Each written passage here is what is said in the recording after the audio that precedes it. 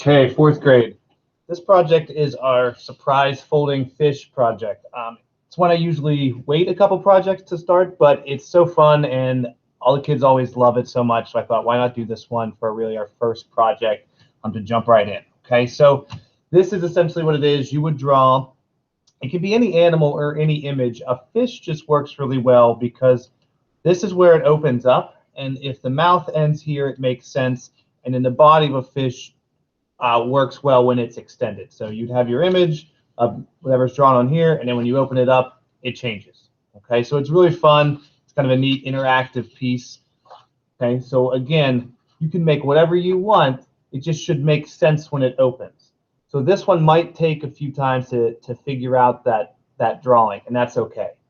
All right, I'm going to start first. I'll show you how to fold the paper because I know that this can also be tricky.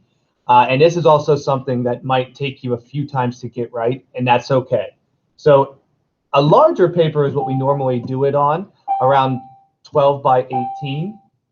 But if you only have one or two of those pieces, you might want to practice on a small piece before you jump into your big one, okay? But you can do it on a smaller piece of paper. It's just going to be a little bit smaller of a fold, okay? The idea behind this fold is that it should bend like this, okay? Because you need to have these area where you're going to draw on, and then the fold when it opens and it extends. We can't fold it like this and then open it because whatever we draw on this side would end up in the back, okay? So I do one side at a time where I roll this over, okay, and then I roll it back. Okay, so before I crease anything or make it permanent, it should look like that. What you want to do is line it up. It should be not all the way halfway over to your paper. Okay, if you go more than that, you're going to have too small on this side. So somewhere about a third of the way. And it wouldn't be bad to have a little bit of this edge going beyond this. Okay, so it's a little bit further. So I line this up. Once I get my edge lined up here and here, line those up. Then I make a crease. Okay, so you can see there's the fold. This one goes just beyond the edge of that, and that's okay. So now I'm going to fold this one and line it up with this. This can be like a little bit trickier. I'm going to line this edge up with that corner, and they might be off slightly. Okay, so I line up my lines, try to make them even, because we want this fold to be pretty close right here, because when it's folded, it all lines up. And their size can be slightly off, so you can see on here, like this one, there's a little more of a gap than on this side, and that's okay. That won't really hurt your drawing in any way, and it will still give you enough space to open up with, okay? Once you have it folded, then you're ready to start your drawing.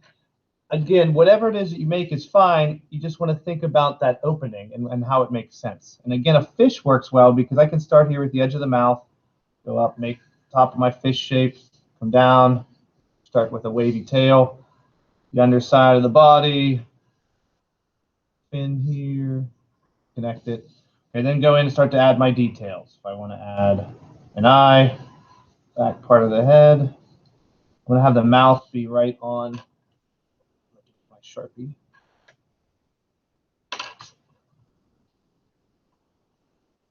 Right on that line.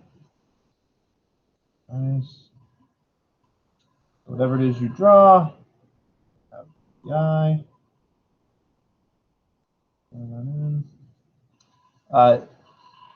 Think about all the details like we talked about in our lesson. You know, what type of fins, if you're doing a fish, are there? What are the shape of the scales? Something, if you do scales, that I always try to mention is you probably are going to want them to be larger, because if you do them on the outside, which I'll show you, you're going to want to continue them on the inside. And if you make them teeny tiny, it might look awesome, but I think that it might get to be a little too much as you go. So I have my fish here, and by scale size, I mean make them something around this big. It's going to give you a nice area to color, especially if you want to blend colors in here. It's going to look like a pretty cool pattern, and it's not going to be too overwhelming to continue. Okay. So I have my scales. So then I have my fish is ready to open.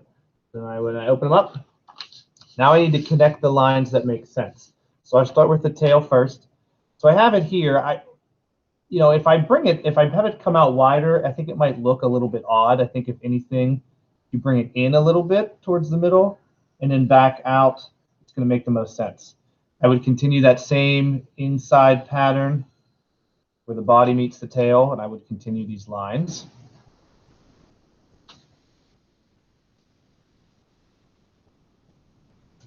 Okay. Now here's where you get to really have fun with it. So there's the edge of the line that makes sense on the top for the mouth. And here's the bottom line for it that makes sense. So I want to make it nice and big. I'm going to go really far in and then back out. And then here's where you decide what type of teeth or what's in here. Do you do scary pointy teeth? Do you do big silly teeth? Does it open up to something else? That's one year, do you put machines in? A student put like pretty cool gears and machines in there, which was really neat. Is your fish eating something? Is it eating other fish? Is it eating a scuba diver? Whatever you want it to be, that's up to you. So I'm going to draw all these big teeth. Come down about here, bottom large ones. And I like to give my fish a serpent tongue. Okay, continue this part of the head, comes down to this line.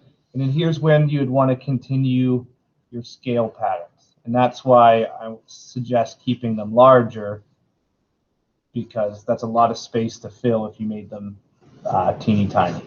Okay, so I have my scales that are going to be in here.